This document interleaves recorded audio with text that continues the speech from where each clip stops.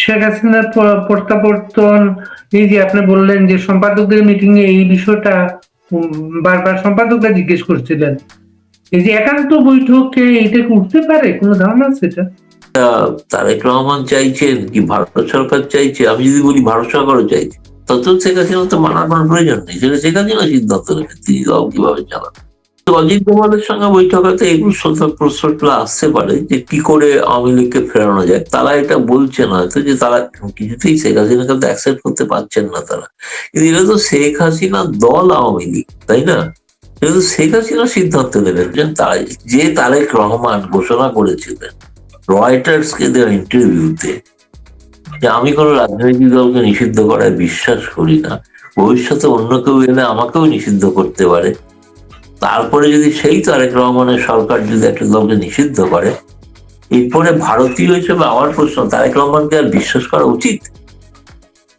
কথা সেটা হচ্ছে যে এই ভোট, এবং তারা কিন্তু কতগুলো শেষ পর্যন্ত বিরক্ত হয়েছে সব বলেছেন, সেটা হচ্ছে এই এই বিষয়ে কিন্তু ভারত সরকারের মত তারা বলেছেন যে হ্যাঁ, শেখ হাসিনা ছাড়া অন্য কেউ যদি আওয়ামী লীগের দায়িত্ব নেন তাহলে তারা কিন্তু আওয়ামী লীগকে রাজনীতি করার সুযোগ দিতে পারেন। এখন তারা কি ঠিক করছেন যে আওয়ামী লীগের নেতৃত্ব কে দেবেন, সেটা কি তারা বিএনপি ঠিক করে দেবে? তাহলে বিএনপির নেতৃত্ব কেন আওয়ামী লীগ ঠিক করবে না? তাই না? প্রশ্নটা তো পাল্টা আসতে পারে। আমার বক্তব্য হচ্ছে যে তারা বলছেন যে আওয়ামী লীগ, শেখ হাসিনা তাদের কাছে গ্রহণযোগ্য নয়, এবং কি করে নিষেধাজ্ঞা উঠবে তারা আবার সব পরামর্শ দিয়েছেন। সেই পরামর্শটা হচ্ছে যে নিষেধাজ্ঞা উঠতে পারে যদি তারা আদালতে আবেদন করেন, এবং সেই আবেদনে যদি তারা বলেন যে সেই আবেদনকারী শেখ হাসিনা হলে হবে না, এই আবেদনকারী অন্য কাউকে হতে হবে, এক্স ওয়াই জেড। এবং লক্ষ্য করলেই দেখবে যে তারা এই সফরের আগে দুটি ঘটনা ঘটিয়েছে। একটা হচ্ছে শিরিন শারমিন চৌধুরীকে গ্রেপ্তার করেছে, গ্রেপ্তার করে তাকে রিমান্ডে নেওয়া হয়নি, তাকে জেলে পাঠানো হয়েছে, হয়তো আগামী দিনে জামিনও দিতে পারে। এবং একই সঙ্গে কিন্তু আরেকটা জিনিসও ঘটেছে, সেটা হচ্ছে একই দিনে আওয়ামী লীগকে নিষিদ্ধ করার যে আইন সেটাও তারা পাশ করিয়েছে। মানে এইগুলো করে তারা ভাবছে যে ভারতের উপর একটা চাপ তৈরি করতে চাইছে। ভারতের চাপের কোনো প্রশ্ন নেই, বাংলাদেশের ঠিক করতে হবে যে তারা ভারতকে দরকার কি দরকার না। তাদের ডিজেল কে দেবে? পাকিস্তান দেবে? ডিজেল চীন দেবে? কে দেবে? পাইপলাইন তো শেখ হাসিনা তৈরি করেছিল, সেই শেখ হাসিনা পাইপলাইন দিয়েই তো যাবে, তাই না? সার যাবে, সার কে দেবে? সুতরাং এগুলো হচ্ছে ভাবের ঘরে চুরি, এগুলো বলতে হয়, কিছু মানুষকে বোকা বানানোর জন্য এগুলো বলতে হয়। আসল কথা হচ্ছে তারা জানেন ভারত ছাড়া চলবে না, ভারত ছাড়া চলবে না। সেই কারণে ভারত তাদের আমন্ত্রণ জানায়নি, কিন্তু এটা মনে রাখতে হবে। তারা কিন্তু আসতে চেয়েছিলেন, সেই কারণে প্রথম দিকে ভারত এই সফরটা ঘোষণা করেনি। বাংলাদেশ যখন ঘোষণা করেছে এটা শুভেচ্ছা সফর, তখন ভারত সরকার তাদের বলেছেন আতিথেয়তা দেওয়ার জন্য এটা সরকারি সফর। সরকারি সফরের অর্থ কি? সরকারি সফর অর্থ হচ্ছে হোটেল যেখানে আছেন, গাড়ি যেখানে আছেন, সবটাই বাংলাদেশ সরকারের খরচা, এবং তারাই করছেন আর কি। আজকে সন্ধ্যেবেলায় তারা বিভিন্ন দূতাবাস প্রধানদের সঙ্গে মিলিত হয়েছেন যারা বাংলাদেশে আছেন ইত্যাদি। সুতরাং মোদ্দা কথায় আমি যেটা বলতে পারি, এটা সবটাই নেতিবাচক হয়েছে এটা আমি বলবো না। কারণ হচ্ছে যে ভারতেরও বাংলাদেশকে প্রয়োজন, বাংলাদেশেরও ভারতকে প্রয়োজন। সেখানে কোন তারা চেয়েছেন যেগুলো স্বাভাবিক কিছু দাবি দেওয়া সেগুলো করেছেন, যে সমুদ্র বন্দর এবং স্থল বন্দর দিয়ে যে নিষেধাজ্ঞা ছিল সেগুলো যদি প্রত্যাহার করা হয় ইত্যাদি ইত্যাদি। তো সেই তারা এখন ধরুন, কথার কথা আমি একটা কথাই বলে শেষ করি প্রথম পর্যায়ে, সেটা হচ্ছে ধরা যাক শেখ হাসিনা সম্পর্কে তারা যে দাবি করলেন ভারত মানল না, ভারত মানবে এমন কোনো প্রশ্ন নেই, কিন্তু প্রশ্ন হচ্ছে যে সেই কারণে, আচ্ছা আর একটা তোমাকে বলে রাখি এই প্রসঙ্গে বলতে বলতে, কোনো দেখলাম বাংলাদেশের বেশ কিছু সমাজ মাধ্যম, গণমাধ্যম, চ্যানেল তারা সব আগ বাড়িয়ে নানা রকম খবর করে। সেটা হচ্ছে তারেক রহমান নাকি ভারতে আসছেন, তিনি 3টে চুক্তি স্বাক্ষর করবেন ইত্যাদি ইত্যাদি। প্রধানমন্ত্রী প্রেস উইং থেকে জানানো হয়েছে সম্পূর্ণ বিভ্রান্তিকর খবর, এগুলো সঠিক নয়। এটা একদিনের সফরে এসবগুলো তৈরি হয় না, সময় তৈরি হতে সময় লাগে। তোমাকে আমি যেটা বলছি সেটা হচ্ছে যে যদি ধরা যাক শেখ হাসিনা সম্পর্কে ভারত কোনো সিদ্ধান্ত নিল না, শেখ হাদির হত্যাকারীকেও সম্পর্কেও সিদ্ধান্ত নিল না, তাহলে কি বাংলাদেশকে তাহলে তারা কি করবে? তারা বলবে যাও ভারতের সঙ্গে সম্পর্ক আর রাখা চলবে না। তো ডিজেলটা দেবে কে, সারটা দেবে কে, বিদ্যুৎটা দেবে কে, তাই না? ওগুলো বলতে হয়, বলছেন এই পর্যন্ত। এটা হচ্ছে বাস্তব অবস্থা, এবং তারা কিন্তু বাস্তবটা জানে। এবং আমি তোমাকে আগেই বলেছি শুরুতে, বারবার শেখ হাসিনা নিয়ে প্রশ্ন হতে পররাষ্ট্রমন্ত্রী বিরক্ত বোধ করছিল। আমার কাছে ট্রান্সক্রিপ্টটা আছে সেই আলোচনা, প্রত্যেকটা সম্পাদক আমাকে আলাদা আলাদা করে লিখে পাঠিয়েছে যে কি কি। কারণ আমি প্রেস ক্লাব ইন্ডিয়ার সভাপতি ছিলাম এবং আছি, ভবিষ্যতে হতে পারি সেটা অন্য কথা। ফলে তাদের মনে হয়েছিল গৌতম রায়কে জানিয়ে রাখা দরকার, সবটা তারা জানিয়ে রেখে। এই সফরে তোর ইতিবাচক দিক কি নেতিবাচক দিক কি? ইতিবাচক দিক একটাই, যে ঠিক হয়েছে সিদ্ধান্ত যে ভারতের তরফ থেকে ভারত কিন্তু সদিচ্ছা দেখিয়েছে। ভারত বলেছে যে পুরনো যে ব্যবস্থাপনা ছিল, মেকানিজম, অর্থাৎ সেটা যৌথ নদী কমিশন হোক, সীমান্ত সংক্রান্ত হোক, বা কাউন্টার টেরোরিজম সংক্রান্ত হোক, অন্য যা যা বিষয় 75টা এরকম যৌথ মেকানিজম ছিল ভারত বাংলাদেশের মধ্যে, সেগুলোকে আবার রিভাইভ করা, পুনরায় চালু করা, পুনরায় করা। সেইখানেই কিন্তু যাবতীয় যে পারস্পরিক বিষয়ের যে সিদ্ধান্তগুলো, সেগুলো কিন্তু সেই ওয়ার্কিং গ্রুপের মধ্যেই সীমাবদ্ধ থাকবে এবং সেখানেই সিদ্ধান্তটা নিতে হবে। সেই সিদ্ধান্তটা পর বাকি সিদ্ধান্ত সরকার নেবে। এটা একটা, আমি নিঃসন্দেহে বলবো, ইতিবাচক দিক। দ্বিতীয়ত দিক হচ্ছে যে, যেহেতু বাংলাদেশের প্রেস উইং জানিয়ে দিয়েছে তারেক রহমান ভারত সফরে আসার কোনো পরিকল্পনা করছেন না, ফলে আমি একটু দুঃখ পেলাম এই আর কি, যে প্রধানমন্ত্রী নরেন্দ্র মোদী আমন্ত্রণ জানিয়েছিলেন, তিনি তার প্রেস উইং বলছে এখন যাবেন না। তো এটা এখন যাবেন না কারণ এটা প্রধানমন্ত্রী সফরের অর্থ কি? অর্থ হচ্ছে কোনো গুরুত্বপূর্ণ চুক্তি। একটা কথা আমি বলে রেখে দিই, সেটা হচ্ছে গঙ্গা চুক্তি হচ্ছে না। গঙ্গা চুক্তি হচ্ছে না মানে যেটা শেখ হাসিনা করে গিয়েছিলেন সেটাই বলবৎ থাকবে। যে পানি যাওয়ার কথা ছিল সেটুকুই থাকবে, তারপরে পরিবর্তন হবে না। তার একটা অন্যতম বড় কারণ সেটা হচ্ছে যে ভারতের নদী সংক্রান্ত সিদ্ধান্তটা রাজ্য সরকারকে এড়িয়ে করা যায় না। আমরা একতরফা ভাবে কোনো ভারত সরকার কিছু করে না। বাংলাদেশেও তো হতে পারে একতরফা ভাবে অনেক কিছু হয়, কিন্তু এখানে একতরফা ভাবে কিছু হয় না। ফলে তারেক রহমানকে শেখ হাসিনার বোঝা বইতে হবে। তাকে শেখ হাসিনা যে যুক্তি করে গিয়েছিলেন সেটা মেনেই চলতে হবে। এবার তুমি বলো বাকি প্রশ্ন। সীমান্ত নদীগুলোতে যে কুমির, সাপ ছাড়া নিউজ, এগুলো কি? না, এটা ভারতের প্রথম একটা উত্তর পূর্বাঞ্চলের একটি সংবাদ মাধ্যম প্রথম খবরটি ছেপেছিল। এটা একটা সার্কুলার আছে, কিন্তু নেই যে তা না। এটার মূল কারণের ব্যাখ্যা করে দিই। সেটা হচ্ছে যে নর্মদা নদীতে সম্প্রতি প্রচুর কুমিরের সংখ্যা বেড়ে গিয়েছে, এবং সেই কুমিরগুলো কি করা যাবে ওখানে রাখা? সেখানে একটা দর্শকদের জন্য ওখানে সর্দার বল্লভভাই প্যাটেলের একটা স্ট্যাচু আছে, লোকে দেখতে যায়, সেখানে কুমিরও আছে, কুমিরও দেখে। কুমির কিন্তু খুব রেয়ার স্পিসিস, কুমিরের সংখ্যা কিন্তু কমে যাচ্ছে। সেই কুমিরগুলোকে নিয়ে কি করা হবে? তো অন্যত্র ছাড়া হবে, কোথায় ছাড়া হবে এখন? এখন এই কুমিরগুলো কি ট্রেন্ড? তারা কি ধরো অমিত শাহ বলে দিল এই বাংলাদেশে দেখলেই কামড়াবি, ভারতীয় দেখলে কামড়াবি না, এরকম কি হয়? সেই ধরনের ট্রেন্ড বলতে পারবো না, চাই না। আমি তো মজা করে বলছি ও সাপও নাকি ছাড়া হবে। তো সাপ ছাড়লে বাংলাদেশের উচিত এই মুহূর্তে বেজি ছাড়া উচিত, তাই না? তো বেজিরা সাপকে কামড়াবে। মজাদার, এটা একটা মজাদার খবর। এটার পেছনে কোনো সিরিয়াসলি দেখার কোনো মানে না। আমি মনে হচ্ছে আমি কুমির যদি ছেড়েও দিই, সে কুমির কি অমিত শাহর কথা অনুসারে চলবে? এটা কি কুমির ব্রিগেড নাকি? আমি তো বুঝতে পারছি না, আমার তো কমন সেন্সে কিছু আসছে না যে। এবং সেই খবর ছাপা হওয়ার পর বাংলাদেশের অনেক কাগজ লিখলো, সেই খবর ছাপা হওয়ার পর এমনকি গতকাল প্রথম আলো পর্যন্ত ছেপেছে।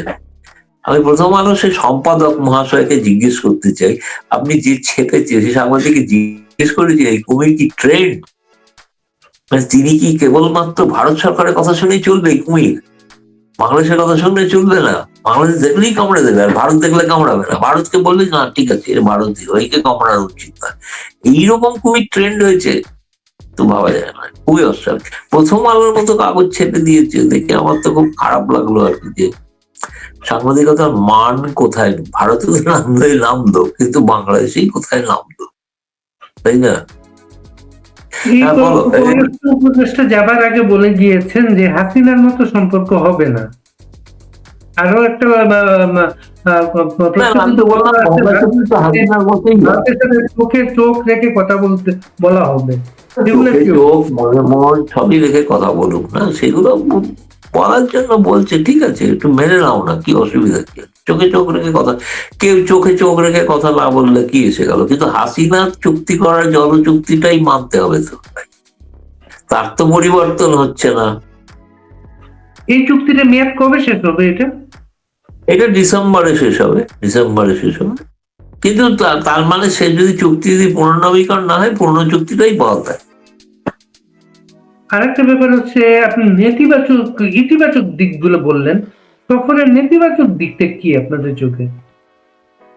না, নেতিবাচক দিক বলতে সেই অর্থে প্রথম একটা সফর, সেটা খুব অর্থে যে নেতিবাচক কোনো কারণে মতানৈক্য হয়েছে, মতবিরোধ হয়েছে, এরকম হয়তো কিছু নয়, এরকম হয়তো কিছু নয়। কিন্তু নির্ভর করছে সবটাই তো একে অপরকে কিভাবে দেখছেন তার উপরে না।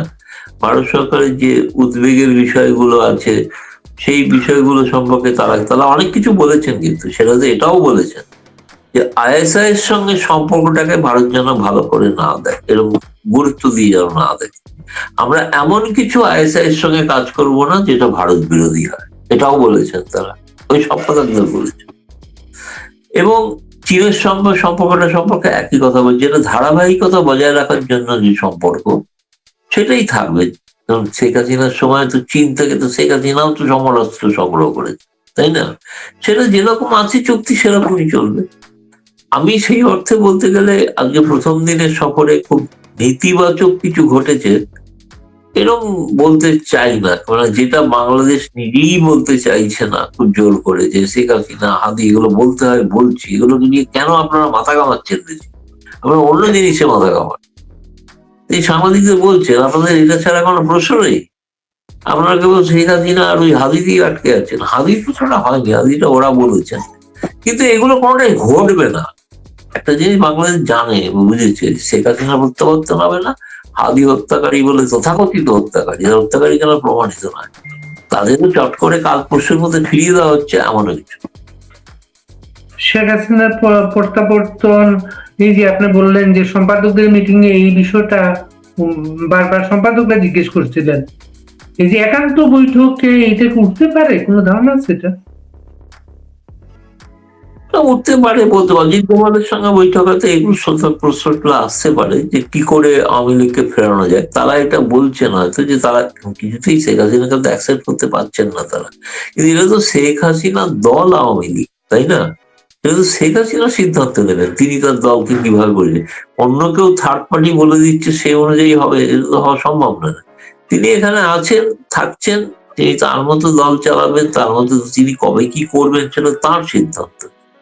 সেটা তারেক রহমান চাইছেন কি ভারত সরকার চাইছে, আমি যদি বলি ভারত সরকারও চাইছে, তত শেখ হাসিনা তো মানার কোনো প্রয়োজন নেই, সেটা শেখ হাসিনা সিদ্ধান্ত নেবেন তিনি দল কিভাবে চালান। বাংলাদেশের মানব জমিন নামে একটা পত্রিকা একটা রিপোর্ট করেছে, ইউনূস আমলে শেখ হাসিনাকে কাতার নিয়ে যাওয়ার একটা আলোচনা হচ্ছিল, শেখ হাসিনা রাজি হন নাই। এটার কোনো সত্যতা আছে? আমার মনে হয় ওই সাংবাদিককে পুলিৎজার প্রাইজ দেওয়া উচিত, এরকম একটা ব্রেকিং নিউজ, পুলিৎজার প্রাইজ দেওয়া উচিত, তাকে তার প্রাপ্য, এটাই বলতে পারি, আর কি বলবো। হাদি হত্যাকারীদের বাংলাদেশে নিউজ আছে, হাদি হত্যার সন্দেহভাজনদের ভারত ফেরত দেবে, এমন কোন সিদ্ধান্ত আছে এটা? না, কোনো সিদ্ধান্ত নেই, কোনো সিদ্ধান্ত নেই। এখন তো ভারতীয় গোয়েন্দা সংস্থার অধীনে আছে, ফেরত দেওয়ার কোনো প্রশ্নই নেই। আপনি এর আগে আমাদের বলেছিলেন এটা একটা আইনগত বিষয়, লম্বা লম্বা একটা আইনগত। লম্বার ফর্মা নয়, যেটা হবে সেটাই। তারা তো যা বলছে সেটা তাদের পক্ষে সুখকর হবে, সেটা ভারতকে প্রকাশ করে দিলে সুখকর হবে? তারা তো বলছেন জামায়াত বিএনপি হত্যাকাণ্ড ঘটিয়েছে, সেটা কি সুখকর হবে প্রকাশ করে দিলে? কেন এসব খামোখা এসব আজেবাজে কথা বলছে? বলে কোনো লাভ নেই, কারণ ইলেকশনটা পেছানোর জন্য এটা একটা ষড়যন্ত্র ছিল, বাংলাদেশের ইলেকশন পেছানোর জন্য এটা একটা ষড়যন্ত্র, সেই ষড়যন্ত্রটা এরা ধরা পড়ে গেছে। ঠিক আছে, এরাই হত্যা করে তা তো স্বীকার করছে না, তারা তো বলছে আমরা হত্যা করিনি।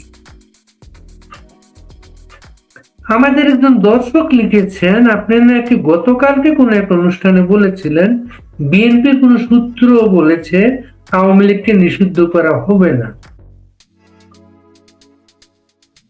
এরকম শুনেছিলাম, তাই আমি শুনেছিলাম তাই আমি যে সব সঠিক এরকম তো দাবি করি না, এরকম বলেছিলাম, আমি শুনেছিলাম তাই এরকম আমার ধারণা হয়েছে।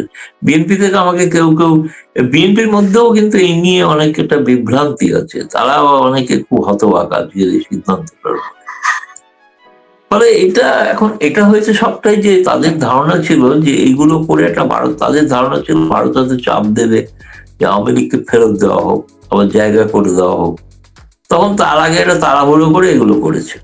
কার পরামর্শ করেছেন, কি জন্য করেছেন, যে তারেক রহমান ঘোষণা করেছিলেন রয়টার্সকে দেওয়া ইন্টারভিউতে যে আমি কোনো রাজনৈতিক দলকে নিষিদ্ধ করায় বিশ্বাস করি না, ভবিষ্যতে অন্য কেউ এলে আমাকেও নিষিদ্ধ করতে পারে। তারপরে যদি সেই তারেক রহমানের সরকার যদি একটা দলকে নিষিদ্ধ করে, এরপরে ভারতীয় হিসেবে আমার প্রশ্ন, তারেক রহমানকে আর বিশ্বাস করা উচিত? এই প্রশ্নটা তো আছে না, তাই না? ঠিক আছে, বাংলাদেশের ঐতিহাসিক ভাবে আওয়ামী লীগের সাথে ভারতের মানুষের আস্থার সম্পর্ক। এবার আওয়ামী লীগকে যখন 71-এ আপনারা আমাদের মুক্তিযুদ্ধে হেল্প করেন, তখনও কিন্তু জেনারেল ইয়াহিয়া আওয়ামী লীগকে নিষিদ্ধ করেছিল। এইবার নিষিদ্ধ করার বিষয়টা নিয়ে ভারতীয় মিডিয়া কিভাবে এটা এসেছে? এটা তো আজকে হয়েছে। মিডিয়া মানে এখানে তো কোনো টেলিভিশন এরকম চটজলদি কিছু প্রতিক্রিয়া হয় না। এটা তো আজকে ঘটেছে, আগামীকাল সংবাদপত্রে গণমাধ্যমে বেরোলে, প্রকাশ হলে তখন হয়তো জানতে পারবো। এখনো কোনো প্রকাশিতই হয়নি। বাংলাদেশের এই খবরটা ভারতে প্রকাশিত, আজকে বেশিরভাগ ফোকাস ছিল অনেকটা